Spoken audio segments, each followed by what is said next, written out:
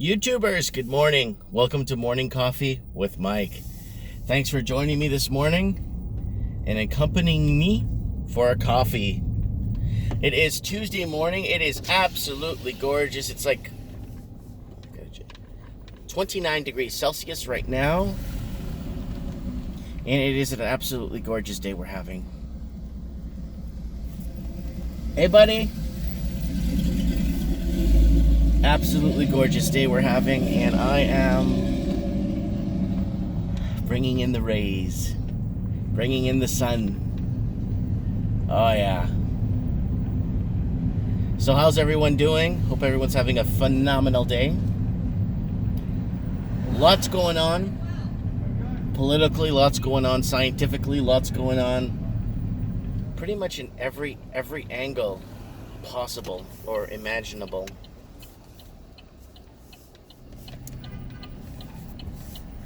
I just drove by. I just looked into the food bank there. It's just a lot of people in the food bank. Holy smokes. I think the food bank here is opened a couple of days of the week. It's not open every day. It's open 3 days or 2 days a week. And it was just slammed with people right now. I just drove by. I looked in. It's like, holy smokes. But yeah, it's coming to that, guys. Cost of living, cost of food is going to skyrocket. And I'm not trying to be doom and gloom. It's just the position we've put ourselves in financially when it came to artificially lowering rates. And I've been covering food for a while and even showing you some of my groceries. Guys, go to my channel and explore. Take your time with my channel. Go to my channel and type in something. Food price, groceries, anything.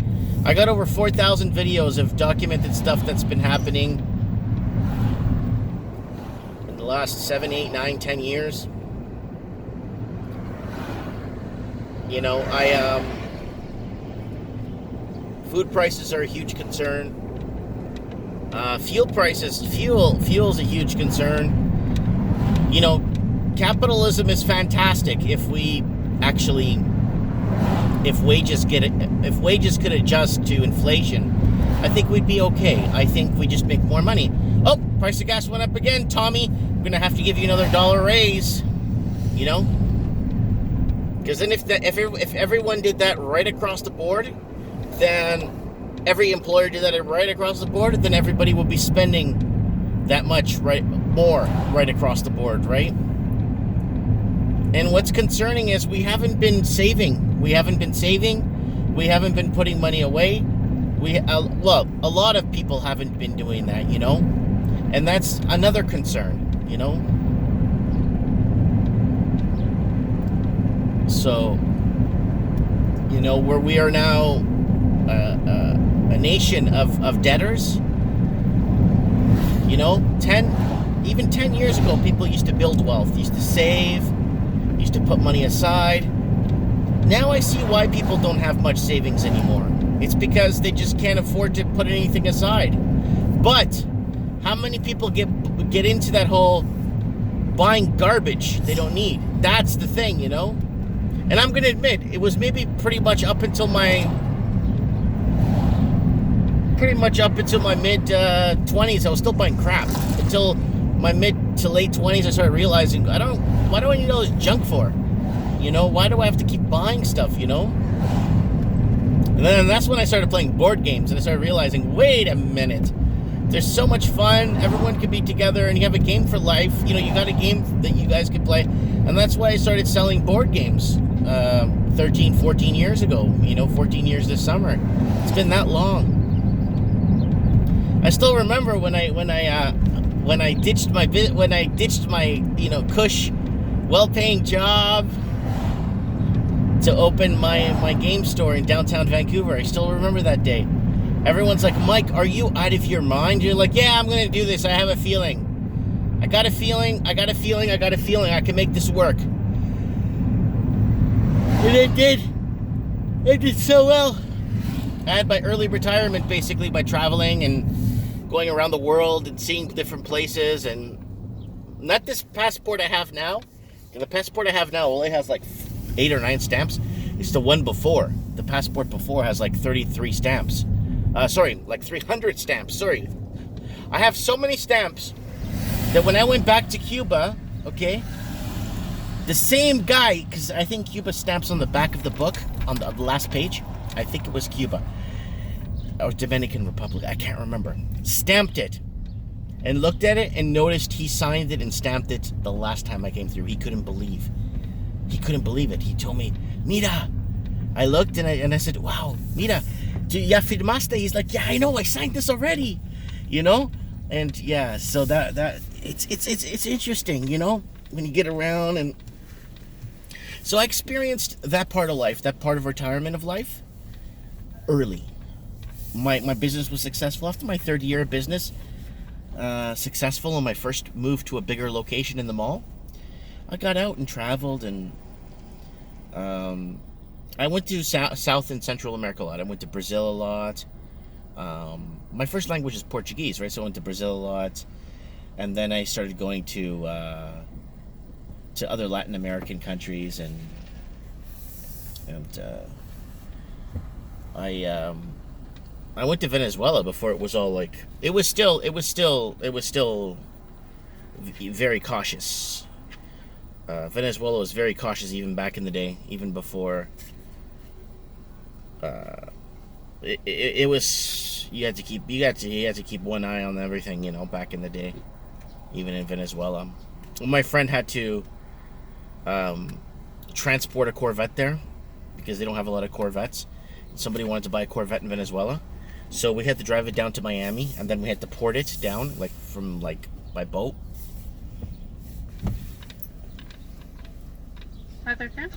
Extra large, dark roast, 1 cream. Sure. Anything else? That's it. Thank you. Thank you. So guys, I'm still on my diet.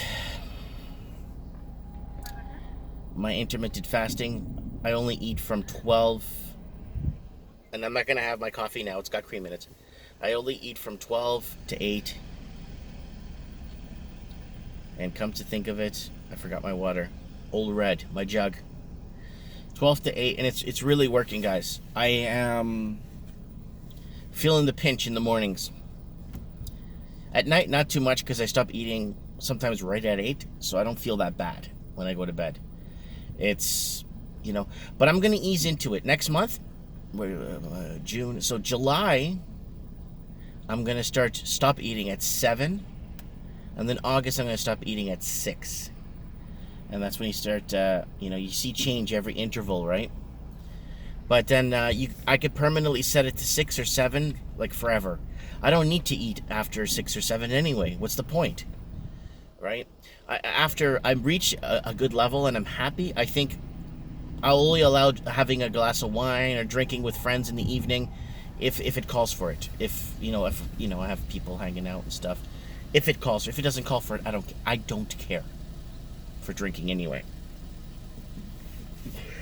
Once in a blue moon, I have a drink with you guys for Mike in the night. Nope.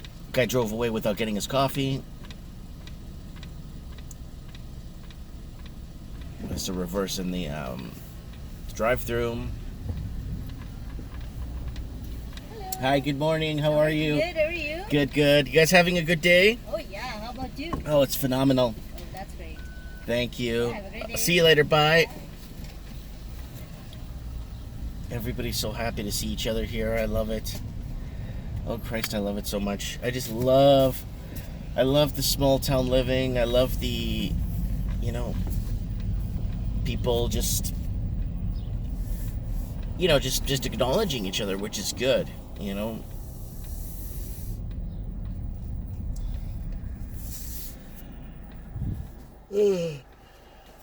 Oh, thanks. Tuesday morning. So much on the political front. I saw Donald Trump with the Queen of England and the speeches last night, and they're commemorating the whole world and World War II and being allies, and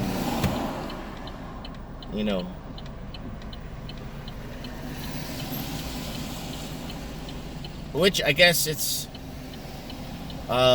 tradition.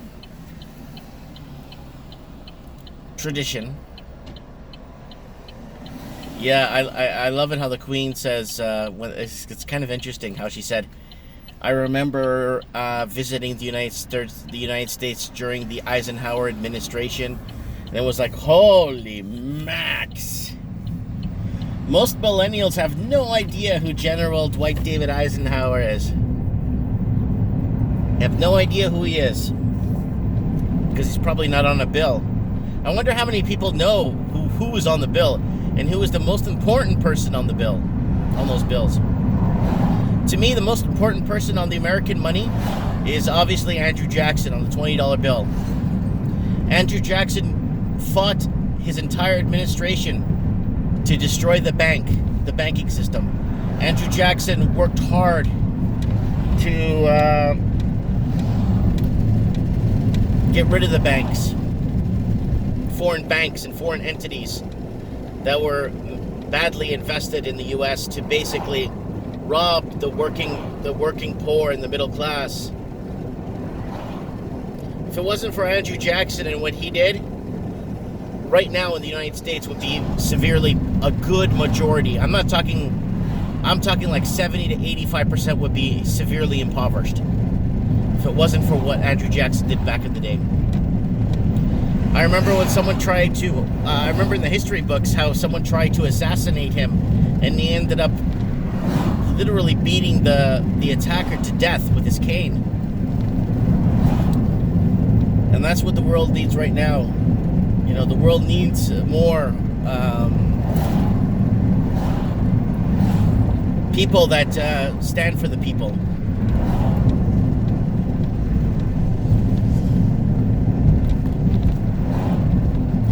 Yep, that's what it's for. People so concerned about other things that make no sense. While they're robbing us blind. While they're taking away our freedoms one at a time. It's going to be a very interesting time. It's going to be, you know, I'm very interested. I hope I live long enough to see how much of history is going to change. I really hope I live to an old ripe age so I can start reading the history books from like 96, from 1996 all the way up to like 2020. I hope 50 years from now I'm still alive and I can look back and see it and say, oh damn, they lied about that too. Oh damn, they lied about that too. Oh damn, they switched that around too. Damn, what is true here, you know? Yep.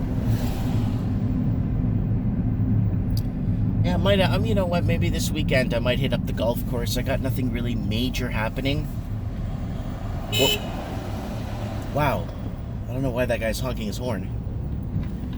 We got some major renovations we're being done to the house. We're doing the entrance. I did a small clip of the entrance. I hope I didn't accidentally erase it. The before of the entrance, and the entrance was pretty bad in my house. So we did the flooring. We put up crown moldings. We're going to put up some wainscoting today. We're going to finish off our stairs. We got quite a bit of work actually to do. It's going to be very interesting to see how it comes along.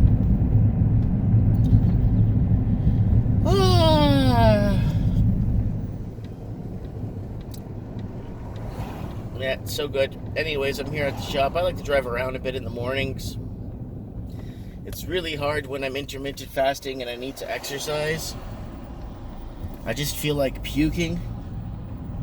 Not after I eat, but when I go without eating. It goes pretty strong, you know?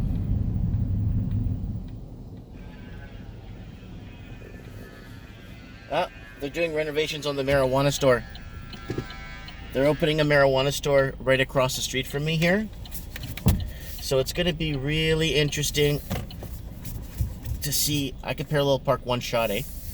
Oh, I cheated. I hit the sidewalk this time. Oh, damn. That's okay. I got it. I usually parallel park one shot. I'm more used to driving the van now, but that's okay. I got it.